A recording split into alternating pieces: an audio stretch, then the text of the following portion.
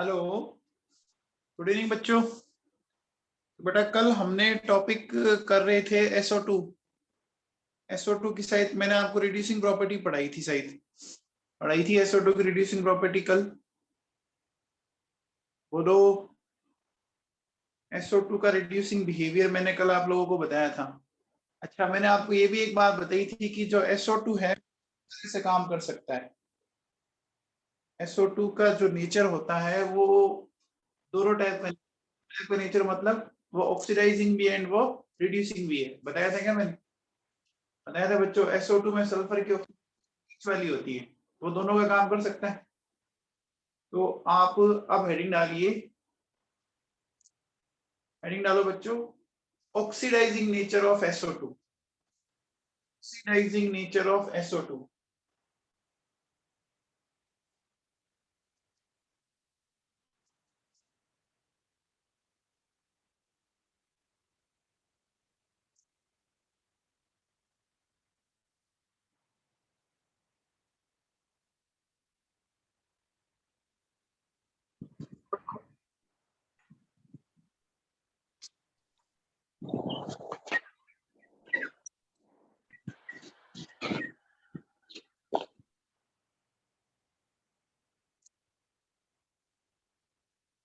डाली भैया।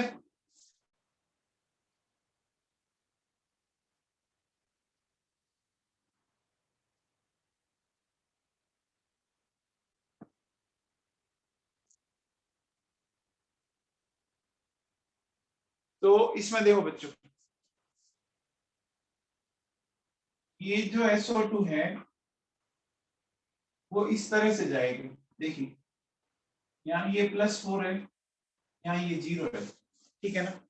तो ऑक्सीडाइजिंग नेचर का मतलब खुद रिड्यूस होगा और दूसरों को ऑक्सीडेशन करेगा, ठीक है ना। तो देखिए बच्चों, ये क्या दे रहा है आपको? 2 नेसेंट ऑक्सीजन दे रहा है, दे रहा है कि नहीं दे रहा है? दे रहा है बच्चों। अब देखिए क्या होगा, ये अगर मैं इस SO2 को क्लियर करवा दूं H2S के साथ, राइट, तो क्या होगा? H2S के साथ देखो, ये जो ऑक्सीजन है वो हाइड्रोजन के बना देगी 2 मोल्स ऑफ वाटर एंड आपको 3 सल्फर मिल गई। चल गई कि नहीं मिल गई? मिल गई बच्चों, क्या? तो यहां से देखो क्या हुआ, समझ में आया? इस ऑक्सीजन ने इस हाइड्रोजन को निकाल दिया तो ये वाटर बन गया और पीछे बन गई ये आपकी सल्फर। तो एक सल्फर तो ये बनी और 2 सल्फर यहां से बनी। क्लियर है क्या? अरे क्लियर है क्या? इसी तरह देखो बच्चों, ये SO2 और ये कार्बन मोनोऑक्साइड है, यहां से ये इसको चली जाए सल्फर प्लस CO2। आ गया समझ में? समझ में आ गया बच्चों?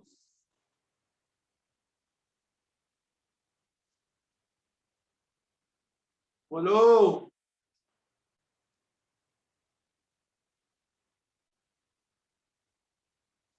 चलिए नेक्स्ट हेडिंग डालो आप।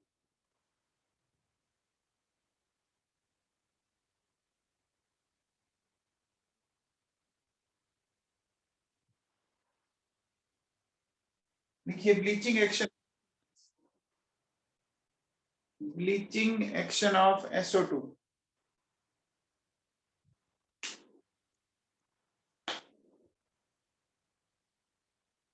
Bleaching action of SO2।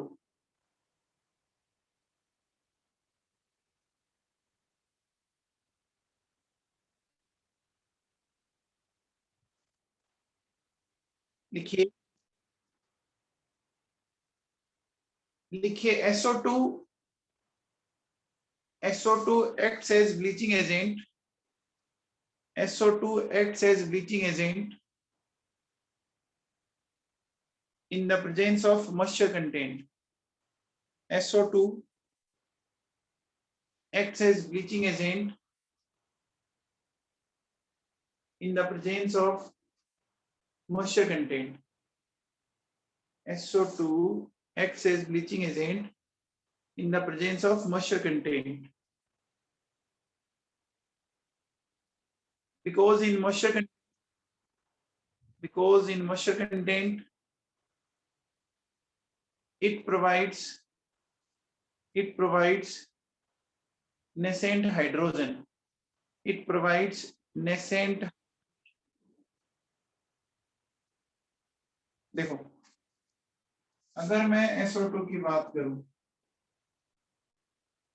आप लोगों को मैंने कल भी बताया था, ये इस तरह से चला जाता है, याद करो, जाता है SO2 वाटर के साथ मिलकर H2SO4 बनाता है, साथ में नेसेंट हाइड्रोजन मिलती है आप लोगों को। अब देखिए, अगर मैं कलर्ड ऑब्जेक्ट लूं, कलर्ड ऑब्जेक्ट इस नेसेंट हाइड्रोजन के साथ रिएक्ट करके क्या बना देगा, उसको कलरलेस कर देगा। क्या कर देगा, उसको कलरलेस कर देगा। ठीक है ना, तो क्या कर देगा, कलरलेस कर देगा उसको। अब देखो बच्चों, अगर ध्यान दो तो यहाँ नेसेंट हाइड्रोजन अटैच हो रही है, तो नेसेंट हाइड्रोजन का अटैच होना ऑक्सीडेशन होता है या रिडक्शन होता है, रिडक्शन होता है। तो SO2 का जो ब्लीचिंग एक्शन होता है वो रिडक्शन के कारण होता है। आपके सिलेबस में सिर्फ एकमात्र सिंगल ऐसा ब्लीचिंग एजेंट है जिसका ब्लीचिंग एक्शन रिडक्शन के कारण है, बाकी जितने भी के कारण है, बाकी जितने भी है, बाकी सबका किसके कारण है, ऑक्सीडेशन के कारण है। तो लिखिए, bleaching action of SO2, bleaching action of SO2 is due to reduction. Bleaching action of SO2 is due to reduction.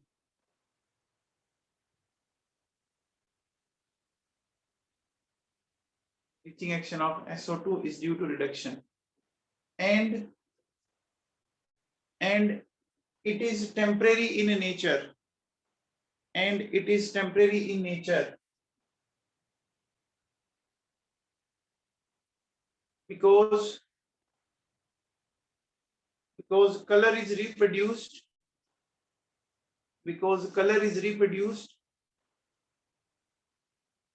by the oxidation of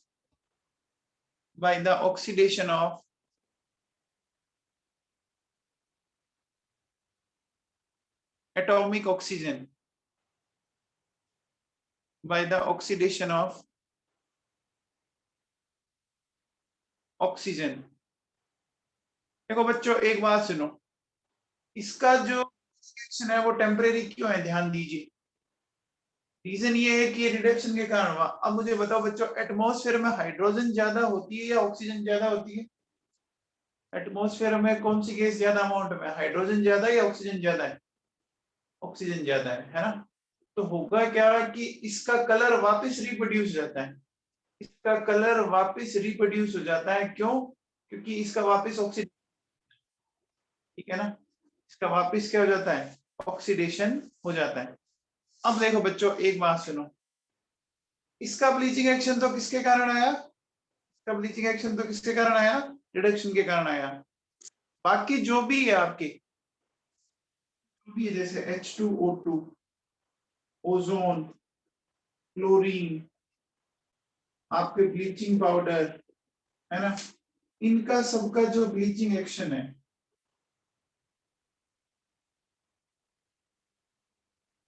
is due to oxidation, है ना। इन सबका जो है वो किसके कारण है, ऑक्सीडेशन के कारण है। ठीक है ना बच्चों, आपके सिलेबस में रिडक्शन के कारण ब्लीचिंग एक का ही है, रिडक्शन के कारण ब्लीचिंग एक्शन सिर्फ एक का ही है। ठीक है ना, हो गया बच्चों।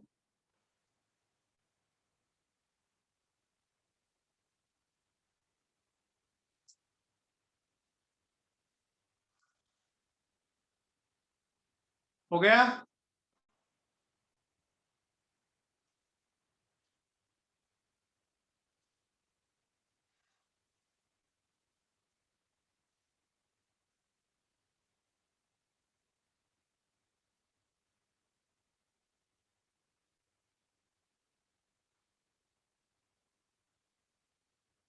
चलिए एरिन डालो बच्चों।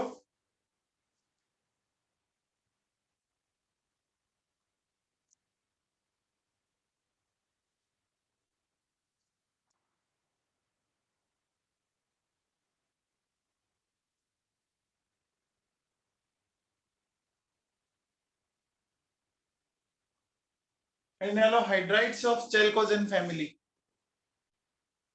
Hydrides of chalcogen family.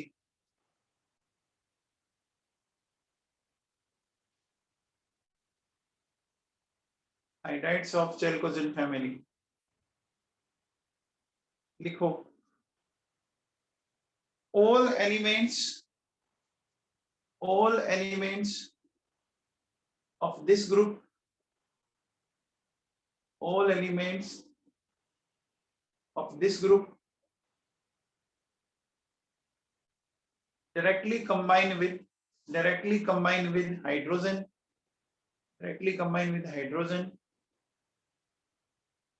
to form hydrides,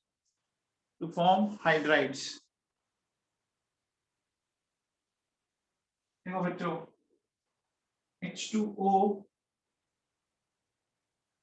H2S, H2SC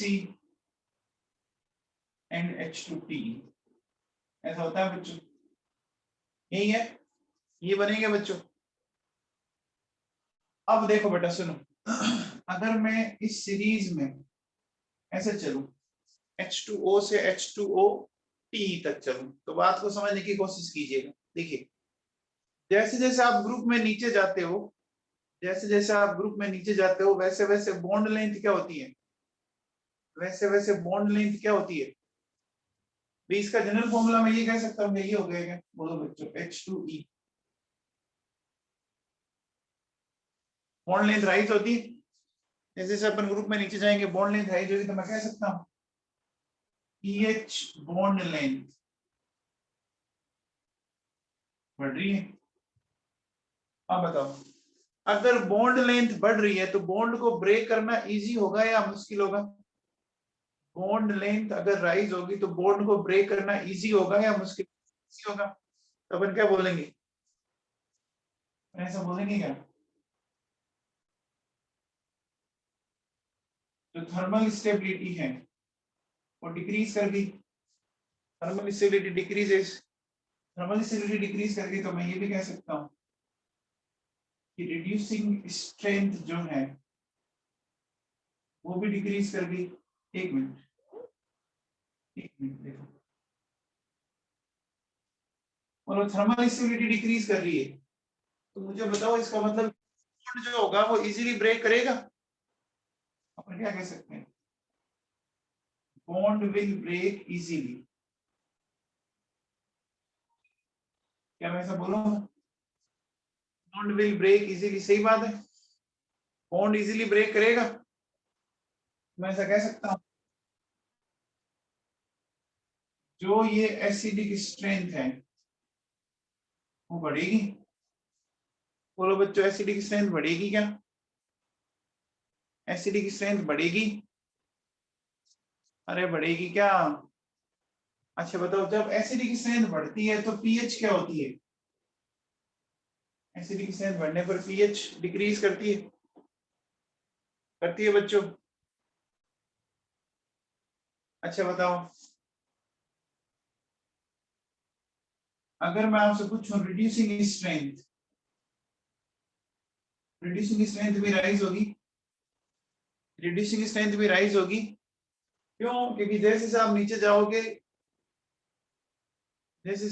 जाओगे वैसे वैसे हाइड्रोजन की जो रिलीज होने की टेंडेंसी वो राइज हो रही है ना, हो रही है कि नहीं हो रही? अच्छा एक चीज बताओ बच्चों, आपको पता है क्या कि जो बॉन्ड एंगल होता है, आप लोगों ने केमिकल बॉन्डिंग में पढ़ा होगा, बॉन्ड एंगल जो होता है वो होता है EN of central atom, CA मतलब सेंट्रल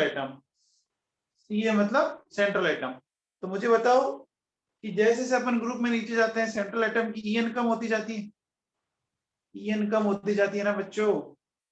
तो जब EN कम होती जाती है तो बोलो बच्चों बॉन्ड एंगल जो होगा वो क्या होगा, वो भी कम होता जाएगा, बॉन्ड एंगल कम होता जाएगा क्या, बोलो, बॉन्ड एंगल कम होता जाएगा क्या, होता जाएगा। ये पॉइंट जो मैंने लिखे समझ में आए क्या आप लोगों को, ये जो मैंने पॉइंट लिखे हैं समझ में आए कि नहीं आए। अरे लास्ट ईयर आपने पढ़ा था ये VSCPR थ्योरी याद कीजिए केमिकल बॉन्डिंग के अंदर। अच्छा देखो, ये मेरे पास ऑक्सीजन है, ठीक है,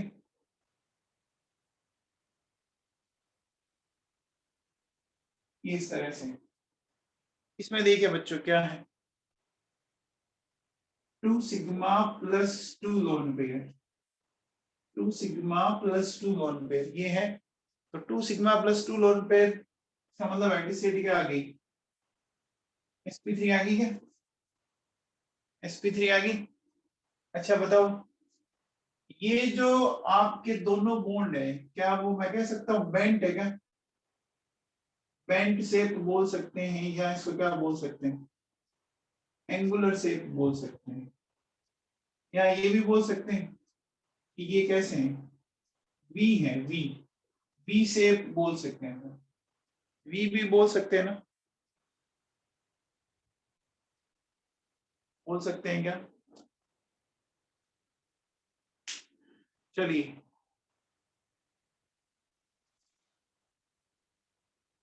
अच्छा बच्चों बताओ, रूम टेम्परेचर पर वाटर की फिजिकल स्टेट बताओ, रूम टेम्परेचर पर वाटर की फिजिकल स्टेट बताओ, लिक्विड होती है, उसका रीजन क्या है, उसका रीजन क्या है, हाइड्रोजन बॉन्डिंग, ठीक है, लिखिए, लिखिए at room temperature, at room temperature water is, water is colorless, tasteless and odorless liquid due to hydrogen bonding, due to hydrogen bonding,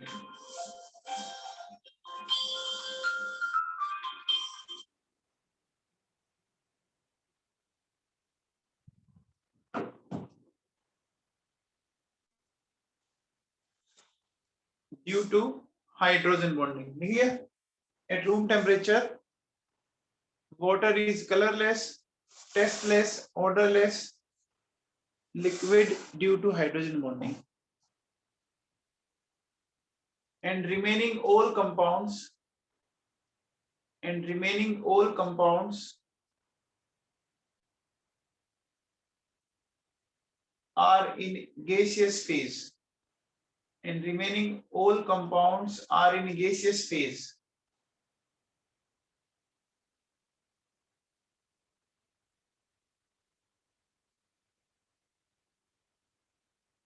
remaining all compounds are in gaseous phase।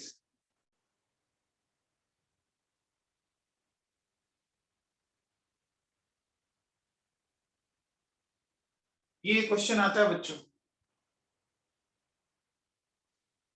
अच्छा एक बात ये ध्यान रखना, ये लिक्विड फेज में, ये gases phase में, और ये जितने भी बाकी सारे हाइड्रेट्स है ना ये पॉइजनस होते हैं, टॉक्सिक होते हैं ये बच्चों। आगे लिख लीजिए बच्चों, water, except water, except water,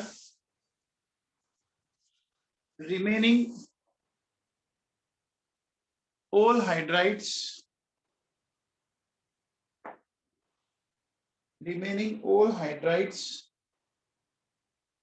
are poisonous in nature।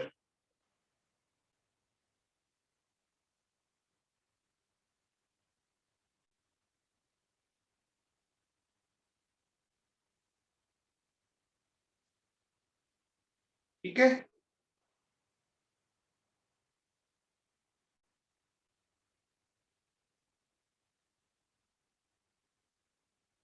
हो गया अभी।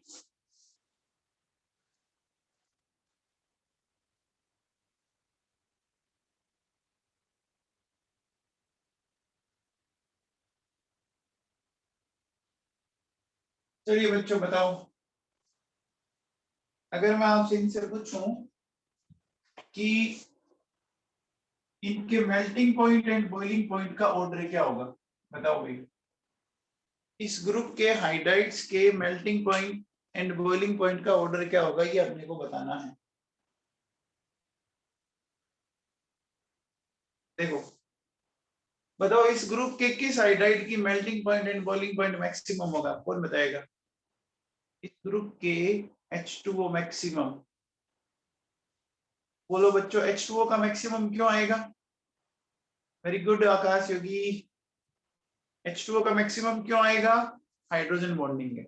हाँ देखो बच्चों, सबसे पहले आएगा H2O, ठीक है, फिर डिक्रीज होता जाता है पहले से। तो जो एग्जैक्ट ऑर्डर है वो क्या है, देखो H2O, H2TE, H2SC and H2S, ठीक। तो इसमें देखिए H2O का मैक्सिमम क्यों है, रीजन उसका क्या है, हाइड्रोजन बॉन्डिंग है। और यहाँ पर क्या है, वान डेर वाल अट्रैक्शन फोर्स, इसके कारण मॉलिक्यूलर वेट, मॉलिक्यूलर वेट जितना ज्यादा होगा उसमें वान डेर वाल अट्रैक्शन फोर्स ज्यादा लगेगा। क्यों वान डेर वाल क्यों देखा, क्योंकि इनमें हाइड्रोजन बॉन्डिंग नहीं होती बच्चों, इनमें हाइड्रोजन बॉन्डिंग नहीं होती है।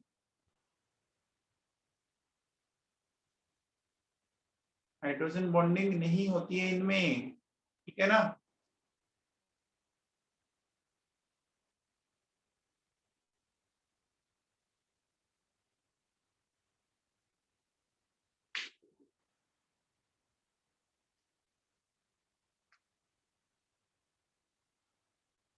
हो गया बेटा, हो गया। ये क्वेश्चन आपके एक एनसीईआरटी में दिया हुआ है कि H2O has more boiling point than H2S. Why? H2O का जो बॉइलिंग पॉइंट है वो H2S से ज्यादा होता है, क्यों, रीजन बताओ। तो रीजन एक ही है ना बच्चों, बताओ क्या रीजन होगा उसका, हाइड्रोजन बॉन्डिंग, हाइड्रोजन बॉन्डिंग होगा, ठीक है। ओके बच्चों, अच्छा बताओ H2S, H2S की स्मेल कैसी होती है, कोई बता सकता है H2S की, H2S की स्मेल कैसी होती है, हाइड्रोजन सल्फाइड की, रोटन एग स्मेल है ना, सड़े हुए अंडे जैसी होती है, ध्यान रख लेना, है ना। जो H2S है ना, ये आपको लेबोरेटरी में भी बताएंगे, रोटन एग स्मेल होती है, सड़े हुए अंडे जैसी होती है इसकी। अंडा जब सड़ जाता है ना तो उसकी जो स्मेल आती है वैसी स्मेल H2S की आती है, ठीक है। ठीक है बच्चों, अब आप हेडिंग डालो next, halides of chalcogen family, halides of chalcogen family.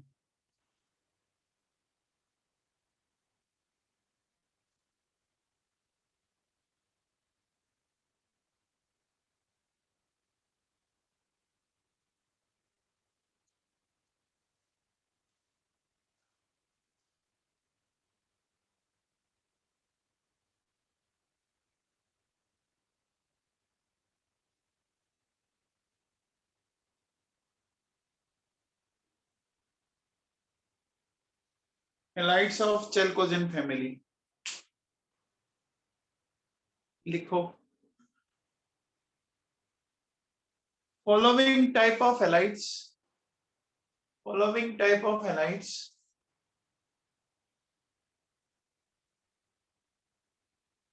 are formed are formed, following type of halides are formed by the elements of this group.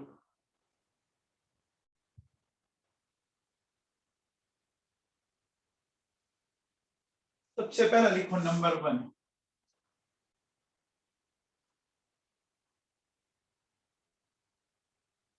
मोनोहैलाइड। मोनोहैलाइड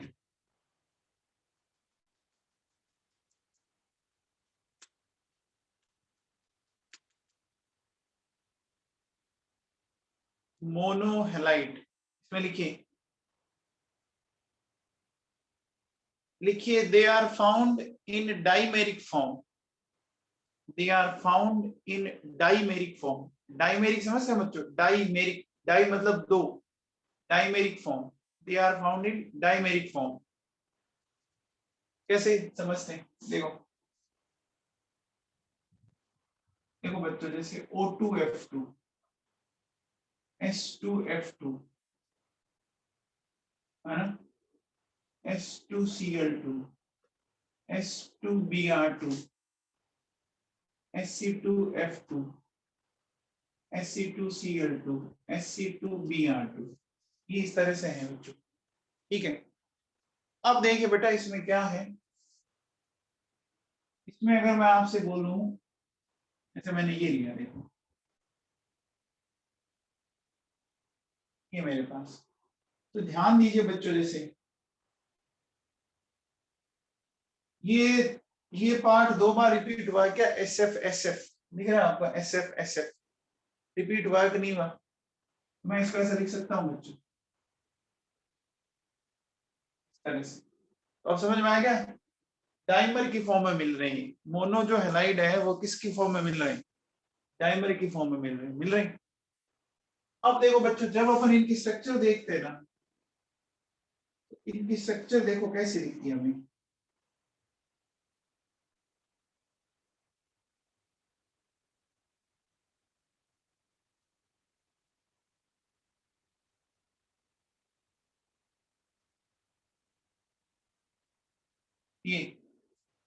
ये जो स्ट्रक्चर है ये दिख रही है बच्चों, ओपन बुक लाइक स्ट्रक्चर है ना। हाफ ओपन बुक, जैसे आपकी बुक है, आप उसको ओपन करते हो ऐसे, है ना, इस तरह से। ये जैसे बुक है मान लीजिए, इस तरह से दिखेगी आपको उसकी स्ट्रक्चर। ठीक है ना, आप इसको कह सकते हो half open book like structure. ठीक है ना, तो क्या बोल सकते हो? Half open book like structure. ठीक है,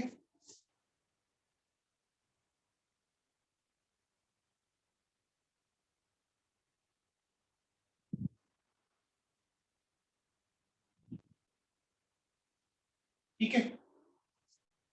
अब देखो बच्चों, जब आप ऐसे खोला, तो बुक को ऐसे खोला, तो जो ये बुक के जो दो पेज हैं जो भी खुले हुए आप, इनके बीच में जो एंगल होता है, ये वाला एंगल, इसको बोलते हैं डाईहेड्रल एंगल। क्या बोलते हैं?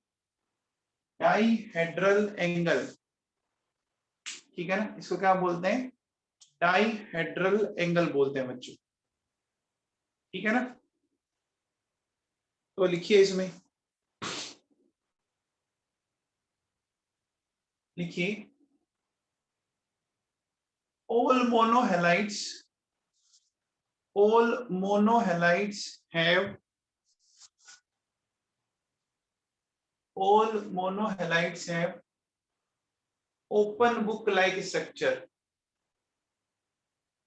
All monohalides have open book like structure.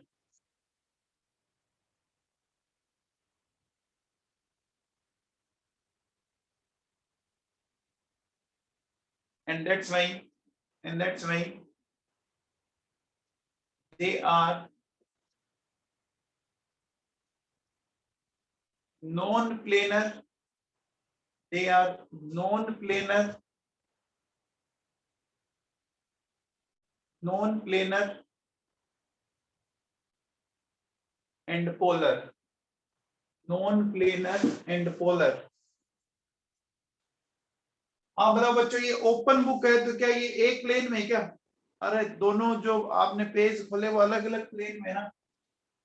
देखो बच्चों, जैसे आप बुक खोलते हो एक प्लेन में तो नहीं है, तो ये नॉन प्लेनर होगी। नॉन प्लेनर के साथ साथ ये नॉन आपकी नॉन प्लेनर होगी एंड पोलर होती है। पोलर क्यों होती है बच्चों? इनका डायपोल मोमेंट जीरो नहीं आएगा। इन पे क्या होता है बच्चों, आपको पता होगा, लोन पेयर होते हैं। इस तरह से जो लोन पेयर होते हैं, तो लोन पेयर के कारण इनका डायपोल मोमेंट जीरो नहीं आता है। लोन पेयर के कारण इनका डायपोल मोमेंट जीरो नहीं आता है, नहीं आता है ना।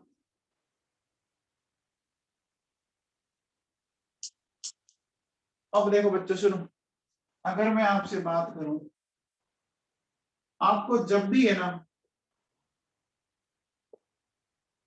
आपको जब भी open book like structure identify करनी हो ना, अगर उस कंपाउंड में ये बॉन्ड मिल रहा हो, ओ ओ एस ओ या एस ई एस सी, अगर ये इस टाइप के बॉन्ड हैं तो उसकी ओपन बुक लाइक स्ट्रक्चर होगी, है ना। तो उसकी ओपन बुक लाइक स्ट्रक्चर पक्की होगी।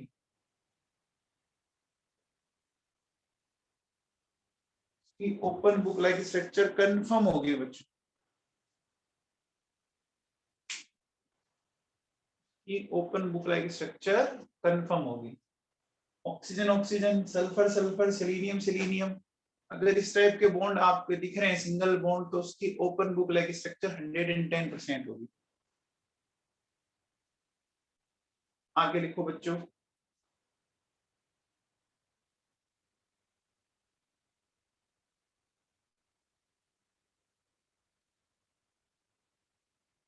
लिखिए मोनोहेलाइट्स give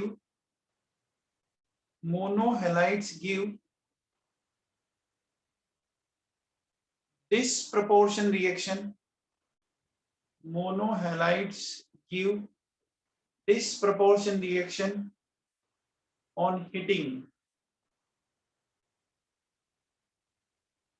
monohalides give disproportion reaction on heating।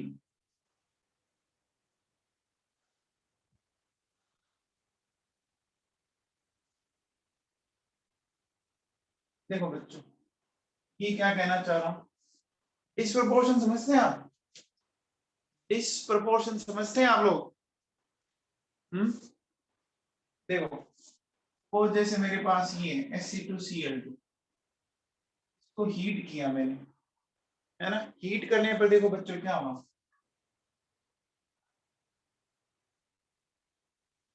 ये मिला मुझे, उसी का ऑक्सीडेशन और उसी का रिडक्शन। अब देखो बच्चों कैसे, Sc2Cl2 में इसका सेलेनियम ऑक्सीडेशन नंबर 1 है, यहाँ इसका आया +4, यहाँ इसका आया 0।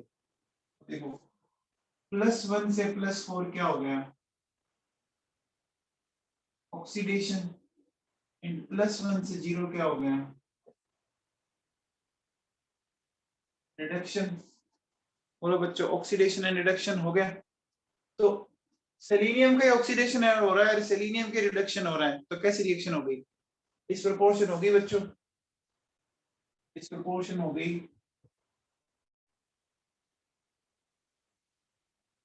ये बच्चों एग्जाम में आया हुआ क्वेश्चन है और एनसीईआरटी में लिखी हुई रिएक्शन है। एग्जाम में आया हुआ क्वेश्चन है, एनसीईआरटी में लिखी हुई है, 12th बोर्ड में आ चुका, कंपटीशन में आ चुका ये क्वेश्चन, ठीक है ना। ठीक है बच्चों, समझ में आया?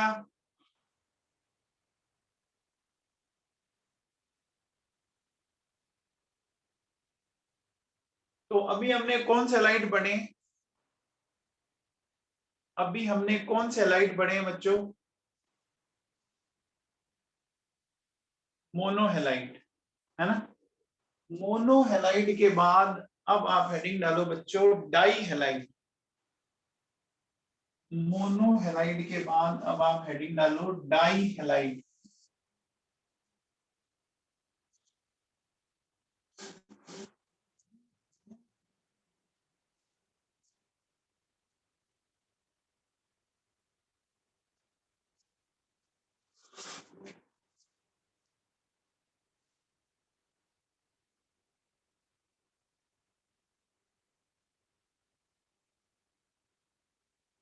डाई हैलाइड्स, डाई हैलाइड का मतलब समझ रहे हैं? डाई हैलाइड का मतलब समझ रहे हैं आप? कितने हेलोजन अटैच होंगे? कितने हेलोजन अटैच होंगे? 2 हेलोजन। देखो बच्चों सुनो, सपोज जैसे मैंने ये लिया,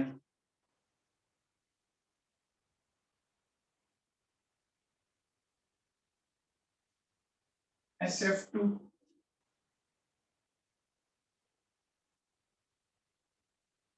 SCl2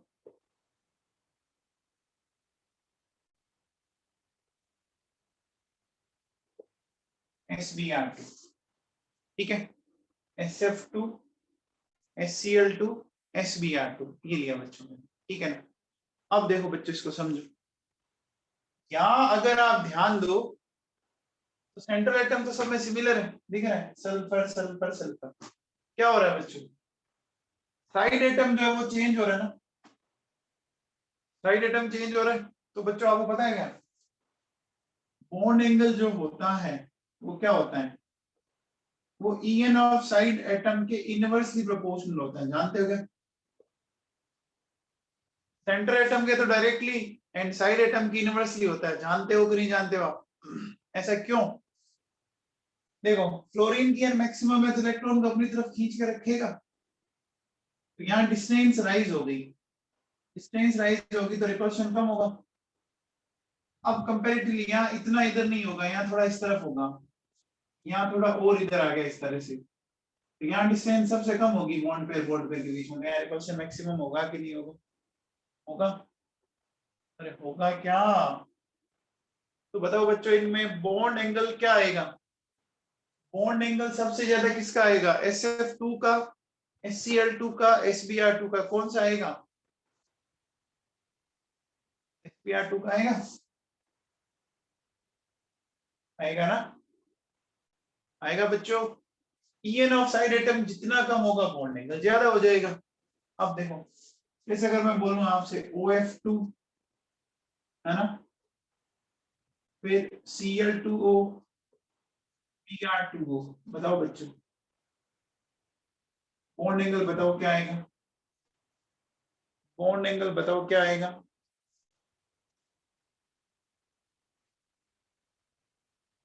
बताओ क्या आएगा? अगेन वही आएगा कि नहीं आएगा? आएगा, बोलो बच्चों। ठीक है, अब एक बात सुनो, देखो अगर आप डाई हैलाइड्स को ध्यान से देखो, डाई हैलाइड्स को ध्यान से देखो तो 2 सिग्मा बॉन्ड और 2 ही लोन पेयर है, 2 sigma bond and 2 lone pair है। तो 2 sigma bond and 2 lone pair का मतलब हाइब्रिडाइजेशन स्टेट क्या आ गई? sp3 आ गई। और ये कैसे हो गए बच्चों?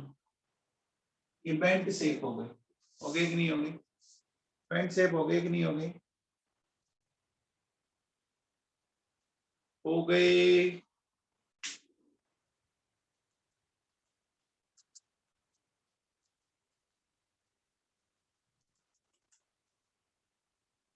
डाई हैलाइड्स समझ में आए? डाई हैलाइड्स समझ में आए?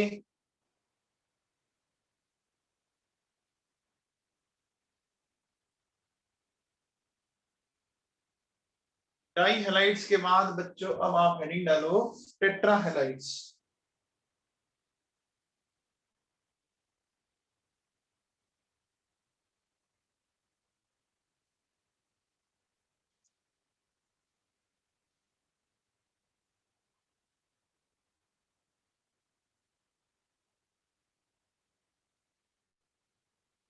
टेट्रा हैलाइड्स,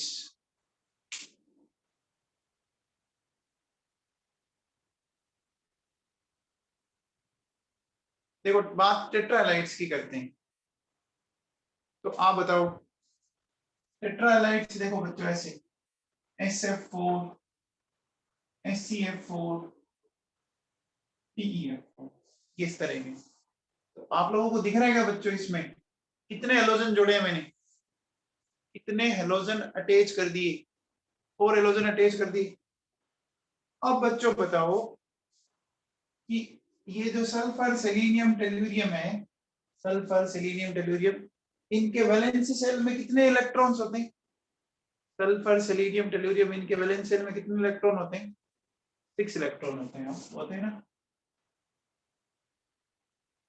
अब देखो बच्चों, 4 फ्लोरीन को इस तरह से अटैच कर दिया हमने, कर दिया, क्या हो गया?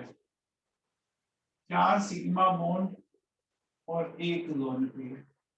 तो हाइब्रिड स्टेट क्या आ गई? sp3d आ गई। sp3d आ गई क्या? आ गई क्या? बोलो। अब देखो बच्चों, sp3d की जो फंडामेंटल ज्योमेट्री होती है वो ट्राइगोनल बाइपिरामिडल होती है क्या? sp3d की जो फंडामेंटल ज्योमेट्री होती है वो कैसी होती है? ट्राइगोनल बाइपिरामिडल इस तरह की होती है क्या? बोलो बच्चों। अब बताओ, मैंने आपसे एक बात बोली थी कि जब भी कभी आपके सामने स्ट्रक्चर में ट्राइंगल बने, जब भी कभी आपके सामने स्ट्रक्चर में ट्राइंगल बने, ठीक है, तो आपको ट्राइंगल में हमेशा लोन पेयर कॉर्नर के ऊपर रखना चाहिए। क्या रख दिया? रख दिया बच्चों, ऐसा बोला था मैंने आप लोगों को। अब देखो बेटा सुनो, अब अगर आप इस स्ट्रक्चर को थोड़ा ढंग से देखो तो ये कैसी स्ट्रक्चर दिखती है, देखो याद करो, आप लोगों को अभी पता लग जाएगा। ये इस साइड की दिख रहा है बच्चों? ये तो अच्छे से दिख गया होगा आप लोगों को। बोलो बच्चों, क्या ये सीसो शेप हो गया? सीसो जो होता है, सीसा जो शेप होती है वो हो गया क्या? है, बोलो बच्चों। ठीक है। अब बताओ बच्चों, ये जो सीसो शेप है, सीसो जो है, शेप ऑफ मॉलिक्यूल सीसो, ये प्लेनर है या नॉन प्लेनर है? प्लेनर है या नॉन प्लेनर है?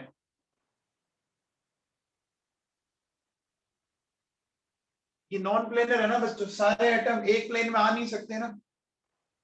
सारे एटम्स एक प्लेन में आएंगे क्या? जो आपका जो सीसो है वो एक प्लेन में होता है क्या? अरे जो झूला होता है वो एक प्लेन में होता है क्या, जो प्लेनर बोल रहे हैं बच्चों? अरे थोड़ा तो दिमाग लगा लो यार। वो झूला जमीन के ऊपर ही रखा होता है क्या? एकदम ऊपर होता है जमीन से। तो ये कैसी स्ट्रक्चर है? ये नॉन प्लेनर स्ट्रक्चर है बच्चों। अच्छा, आपको पता है क्या कि यहाँ अगर आप ध्यान दो, 2 टाइप की बॉन्ड लेंथ है। देखो, एक होती है एस एफ एक्सियल और एक होती है एस एफ इक्विटोरियल। ये तो होती है एक्सियल और ये होती है इक्विटोरियल। अब बताओ, एक्सियल एंड इक्विटोरियल में कौन सी बॉन्ड लेंथ इसमें बड़ी होती है? बताओ, एक्सियल एंड इक्विटोरियल में कौन सी बॉन्ड लेंथ बड़ी होती है? एक्सियल होती है हमेशा। देखो होता है क्या है कि ये जो एक्सियल है ना, इसके लिए ये वाला जो लोन पेयर है वो कौन से एंगल पर है? चेक करो बच्चों, ध्यान से समझो, देखो समझ में आ जाएगा। 90 पर है क्या? 90 पर है। और ये लोन पेयर इसके लिए कौन से एंगल पर है बताओ? ये लोन पेयर और ये बॉन्ड पेयर 120 के है बच्चों। तो इसका लोन पेयर और बॉन्ड पेयर का रिपल्शन कंपैरेटिवली ज्यादा होगा, क्योंकि बॉन्ड एंगल क्या है? 90 का ही है। ये वाला एंगल देखो, मान लो यहाँ ये लोन पेयर रखा हुआ है, ये लोन पेयर, ये तो ये एंगल तो 90 आ रहा है, और दूसरा जो आपने ट्राइंगल में यहाँ रख रखा है इस तरह से, जो आपने यहाँ रख रखा है इस तरह से, देखो बच्चों सुनो ऐसे, ठीक है ना? तो इसका जो एंगल है वो कितना आ रहा है? 120 आ रहा है। तो रिपल्शन कहाँ ज्यादा होगा? जहाँ एंगल कम होगा वहां रिपल्शन ज्यादा होगा। तो एक बच्चों आपके ना कंपटीशन में ये पक्का क्वेश्चन आता है कि किस कंपाउंड में 2 ना 2 टाइप ऑफ बॉन्ड लेंथ होती है। तो 2 टाइप ऑफ बॉन्ड लेंथ में कंफर्म एक ऐसा ऑप्शन होगा जिसमें आपकी हाइब्रिडाइजेशन sp3d पक्की मिलती है। जब भी आपको कोई ऐसा ऑप्शन मिल जाए कि sp3d और उसमें क्वेश्चन की लैंग्वेज ऐसे होगी 2 टाइप ऑफ बॉन्ड लेंथ, तो पक्का उसमें एक ऑप्शन sp3d वाला होगा। तो लिखो बच्चों, लिखिए लिखिए इन sp3d hybridization, in sp3d hybridization axial bonds are more longer, axial bonds are more longer than equatorial bonds. Axial bonds are more longer than equatorial.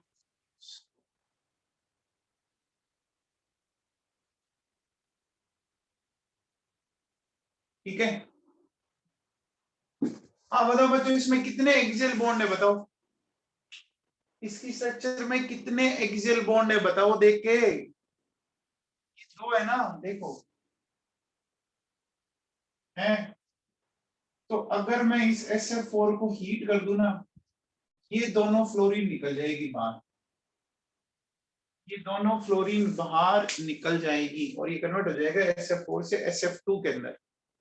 SF4 से कन्वर्ट हो गया SF2 के अंदर, हो गया।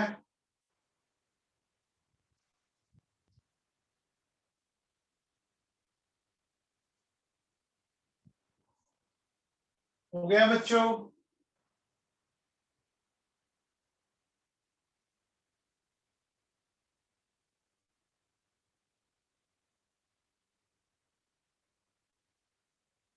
तो ये हमने किया डिस्कस बच्चों, कौन सा halide, tetra halide.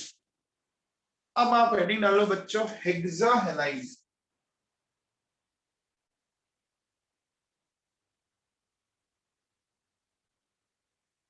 Hexa halides,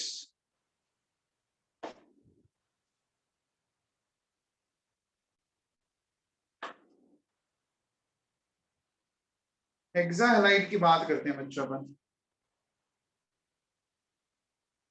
तो बच्चों बताओ, सबसे छोटा हेलोजन कौन सा होता है, सबसे स्मॉलेस्ट हेलोजन कौन सा होता है, क्लोरीन होता है। आपको पता होगा जितना छोटा हेलोजन होगा वो बॉन्ड उतना ही स्ट्रॉन्ग बनाएगा, जितना साइज छोटा होगा वो बॉन्ड उतना ही स्ट्रॉन्ग बनाएगा। तो आपको पता होना चाहिए कि जैसे जैसे साइज आपके नंबर बढ़ाओगे हेलोजन के, तो हमेशा वही हेलोजन आपका अटैच हो पाएगा जिसका साइज स्मॉलर है, जिसका साइज स्मॉलर है, ठीक है ना। तो लिखो बच्चों, among hexahalides, among hexahalides only are, only fluorides are stable, only fluorides are stable due to its small size, due to its small size.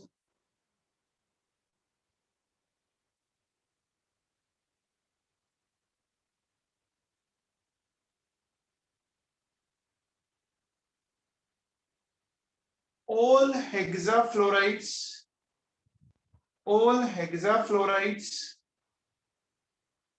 are found in, all hexafluorides are found in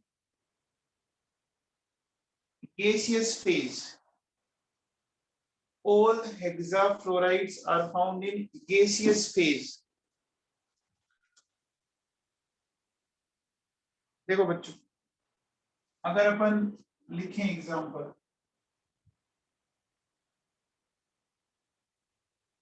पढ़ो मैंने कितने halogen attach किए, कितने halogen attach किए, 6 किए। अब देखो बच्चों सुनो,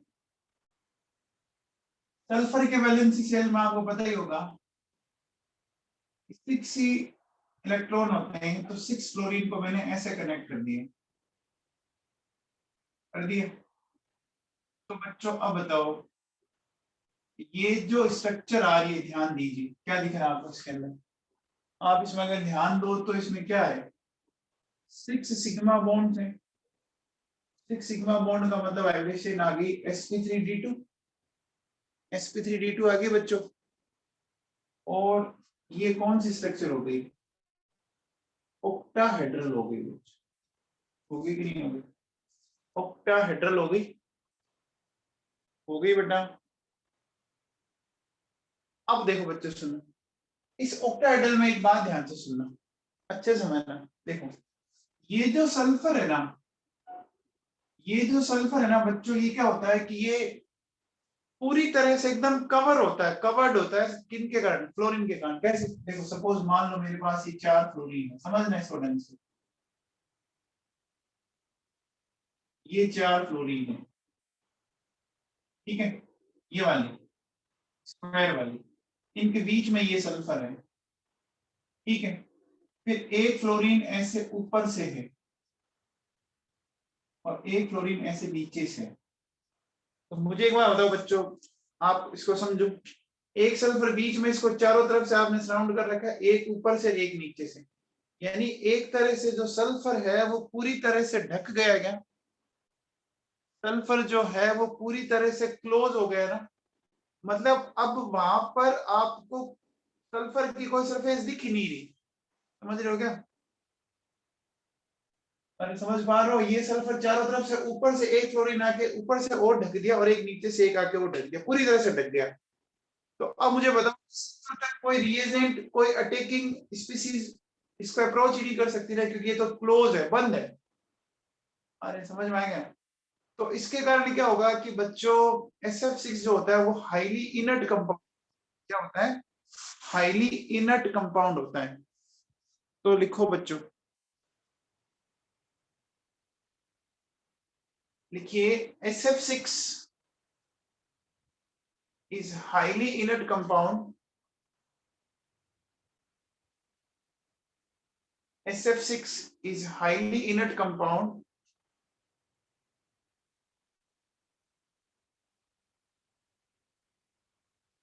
because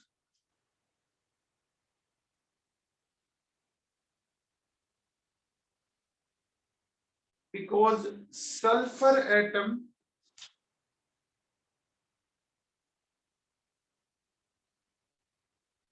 because the sulfur atom is completely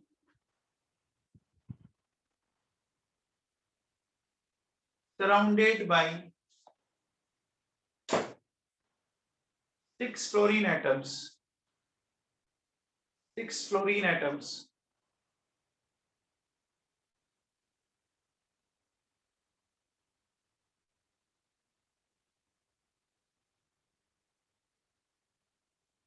So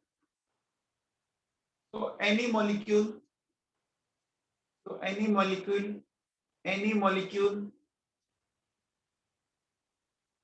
cannot attack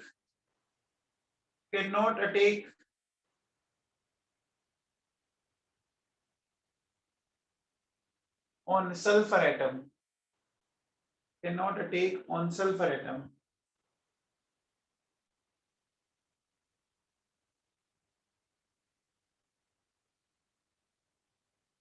okay,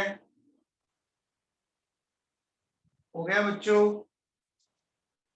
अच्छा एक बात बताओ बच्चों, क्या ऑक्सीजन टेट्रा हैलाइड और हेक्सा हैलाइड बना सकता है क्या, क्या ऑक्सीजन टेट्रा हैलाइड्स और हेक्सा हैलाइड्स बना सकता है क्या, नहीं बना सकता, क्योंकि बच्चों ऑक्सीजन के पास कोई भी एम्प्टी ऑर्बिटल नहीं होता। ऑक्सीजन सेकंड पीरियड का एलिमेंट है ना। तो बहुत इंपॉर्टेंट है, लिखिए, बहुत इंपॉर्टेंट है, लिखिए, नोट लगा के लिखिए, oxygen can not form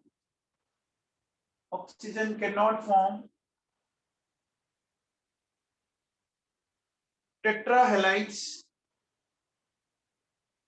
and hexahalides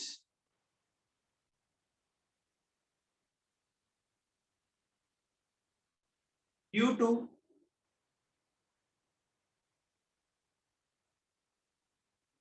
absence of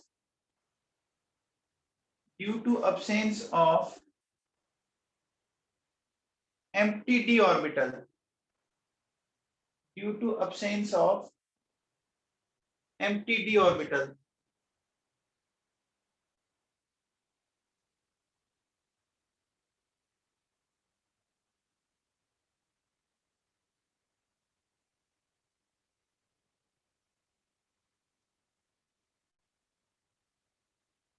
हो गया बच्चों?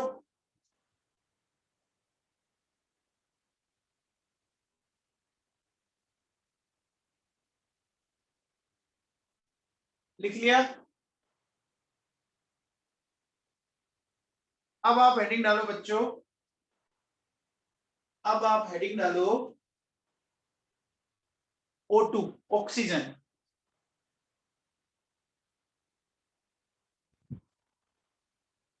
हेडिंग डालो ऑक्सीजन।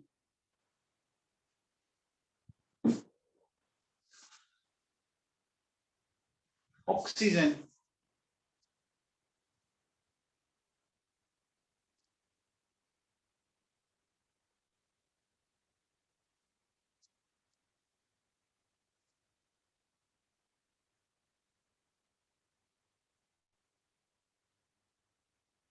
तो ऑक्सीजन में सबसे पहले अपन लेते हैं बच्चों, हेडिंग डालो बच्चों methods of preparation. Methods of preparation heading डाल लीजिए, methods of preparation.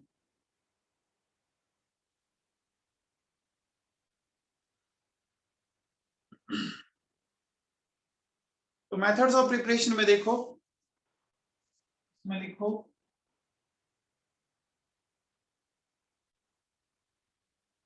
By heating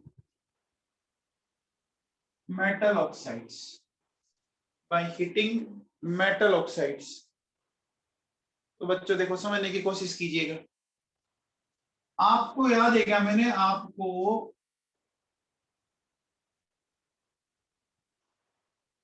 जब मेटलर्जी पढ़ाई थी तो मैंने आपको ऐसा बोला था कि दो ऐसे ऑक्साइड्स होते हैं जिनको हीट करने पर प्योर मेटल मिल जाता है, याद है क्या? Ag और Hg है। ये देखो बच्चों, इनको हीट करेंगे आप तो इस तरह से देखो बेटा ऐसे मिल जाएंगे,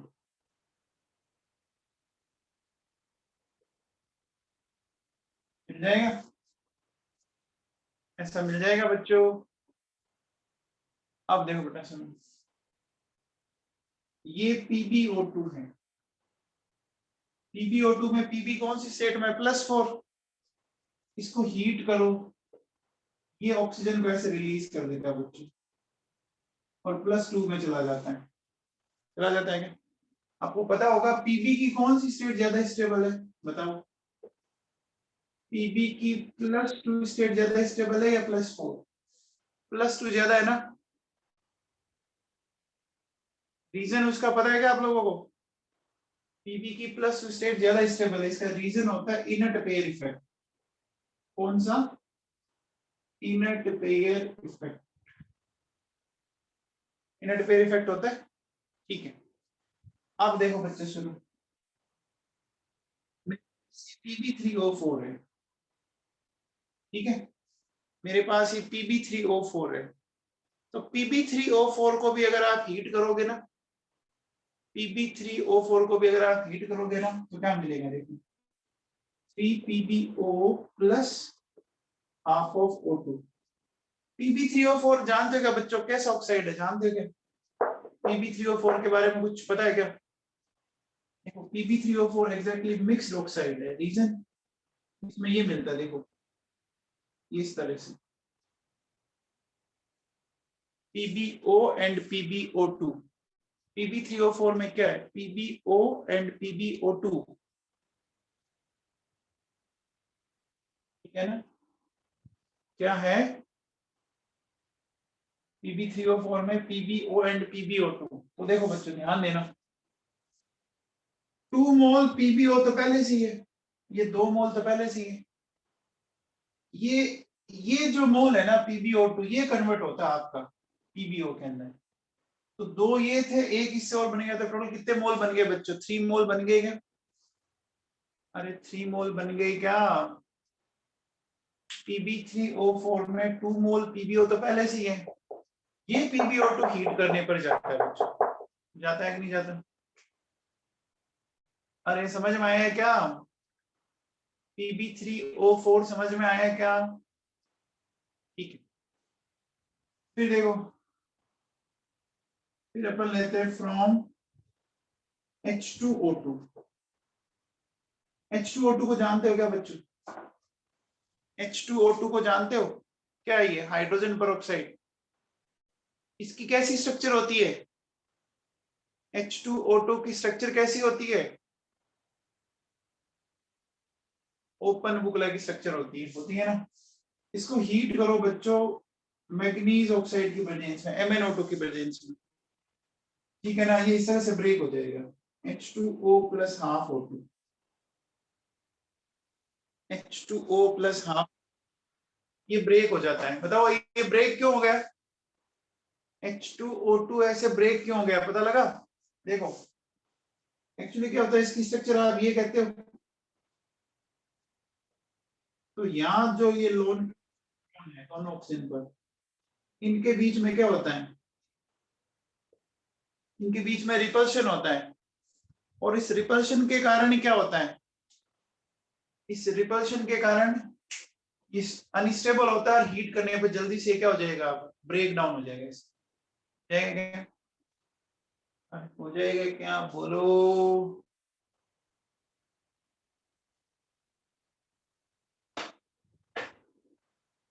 हो गया? समझ में आया? ठीक है, H2O2 के बाद अब अपन चलते हैं बेटा नेक्स्ट।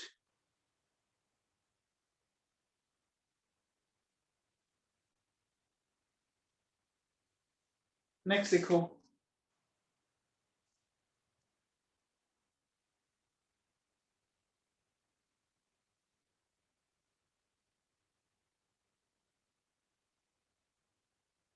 नहीं डालो, by electrolysis of water, by electrolysis of water.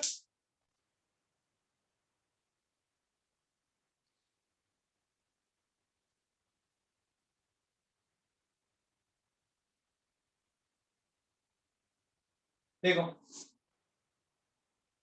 ये H2O है, अगर मैं इसमें इलेक्ट्रिसिटी पास करूं, ठीक, H2O में अगर इलेक्ट्रिसिटी पास करूं तो कौन कौन सा आयन मिलेंगे बच्चों, बताओ? कौन कौन सा आयन मिलेंगे बताओ? आपको ये मिलेंगे बच्चों, H plus and OH minus, ये मिलेंगे। अब देखिए बच्चों, अब देखिए क्या होगा कि कैथोड पर तो ये H प्लस गई और कैनोड हो गया इसके अंदर, एनोड पर कौन गया? ये OH minus, H2O plus half O2 plus 2। आ गया समझ में?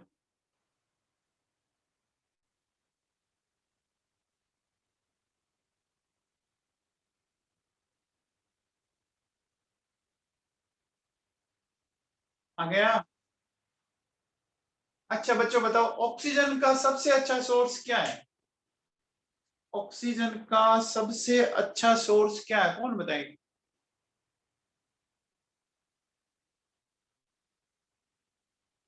एटमॉस्फेयर ऑक्सीजन का सबसे अच्छा सोर्स है।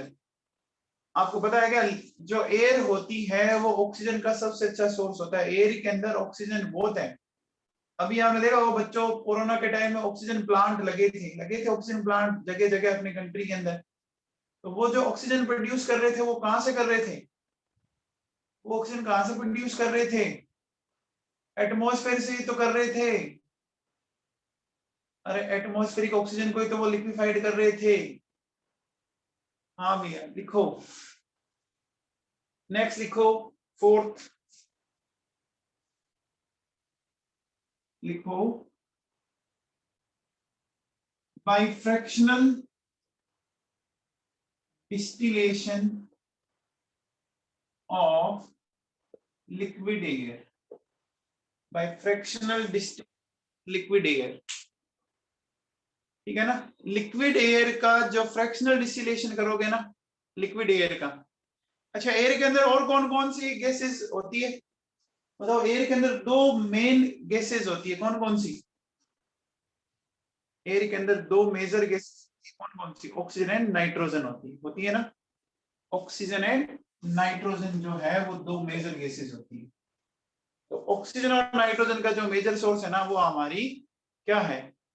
अगर अपन एयर को क्या करें, लिक्विफाइड करके उसका फ्रैक्शनल डिस्टिलेशन करें, है ना। ठीक है, चलिए। एंड लास्ट लिखो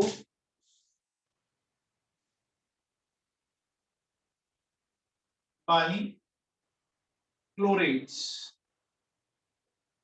अब ये क्लोरेट्स जानते हो क्या? क्लोरेट्स जानते हो बच्चों क्या होता है? क्लोरेट्स जानते हो क्या? KClO3, ये जैसे पोटेशियम क्लोरेट है, इसको मैंने हीट किया तो क्या होगा? ये इस तरह से ऑक्सीजन आपकी जनरेट हो जाएगी। मतलब ऑक्सीजन को हटा दो, बाकी जो बच गया उसको रहने दो। मेरे पास जैसे ये है बच्चों, अब बताओ जिंक क्लोरेट को हीट करूं क्या मिलेगा? जिंक के क्लोरेट को हीट करने पर क्या मिलेगा? ऑक्सीजन हटा दो, बाकी जो है उनको ऐड करके लिख दो ZnCl2 plus 3 moles of oxygen, है क्या? है बच्चों? अरे है क्या ना बाबू?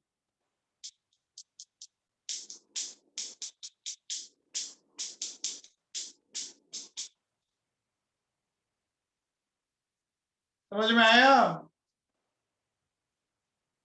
चलिए, तो बाकी चीजें कल करते हैं बेटा, आगे की चीजें कल करेंगे। अब देखो बेटा सुनो, आप में से कई बच्चों का ये है कि हमारे नवंबर में आपके जो फर्स्ट टर्म के एग्जाम है ना, फर्स्ट टर्म के एग्जाम में शायद कुछ ऑर्गेनिक आ रही। तो बेटा अपन ऐसा कर लेंगे क्या कि एक दिन ऑर्गेनिक की क्लास लग जाए और एक जाए, ऐसा कर लें? क्योंकि देखो ऑर्गेनिक में मुझे आइसोमेरिज्म करवानी है, फिर मुझे MHA इफेक्ट भी करवाने पड़ेगी। उसके बिना आपको आगे चैप्टर समझ में आएंगे नहीं। MHA effect, resonance, hyperconjugation, indirect effect पढ़ेंगे तभी आगे की चीजें क्लियर होगी, तभी आपको रिएक्शंस से समझ में आएगी, नहीं तो समझ में आएगी नहीं। तो देखते हैं अपन आगे करते हैं कैसे, कोशिश करते हैं, ठीक है।